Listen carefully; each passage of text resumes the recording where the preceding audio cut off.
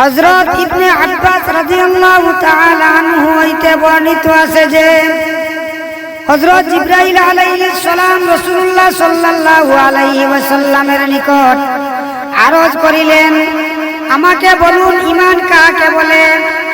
নবী করিম সাল্লাল্লাহু আলাইহি ওয়াসাল্লাম ইরশাদ করিলেন, ঈমানের বিবরণ এই যে তুমি আল্লাহ তাআলার প্রতি, আখিরাতের দিনের প্রতি, ফেরেশতাদের প্রতি, আল্লাহ তাআলার কিতাবসমূহের প্রতি এবং নবীগণের প্রতি বিশ্বাস স্থাপন করিবে। মৃত্যু ও মৃত্যুর পর পুনরুজ্জীবিত হওয়ার প্রতি বিশ্বাস স্থাপন করিবে। বেহেশত, দুজখ, হিসাব এবং আমলের পরিমাপের প্রতি বিশ্বাস স্থাপন করিবে এবং তকদিরে ভালো ও মন্দের প্রতি বিশ্বাস স্থাপন করিবে।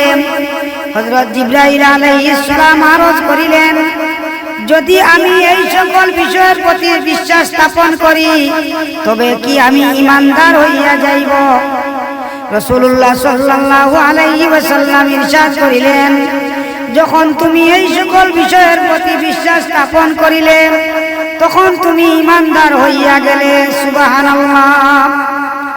অন্য হাদিসে হযরত আবু হুরায়রা রাদিয়াল্লাহু তাআলা আনহু হইতে বর্ণিত আছে যে নবী করিম সাল্লাল্লাহু আলাইহি ওয়াসাল্লাম ইরশাদ করিয়াছেন, ঈমান এই যে তুমি আল্লাহ তাআলাকে, তাহার ফেরেশতাদিগকে এবং আখিরাতে আল্লাহ তাআলার সহিত মিলিত হওয়াকে এবং তাহার রাসূলগণকে সত্য বলিয়া জানিবে ও সত্য বলিয়া মানিবে এবং মৃত্যুর পর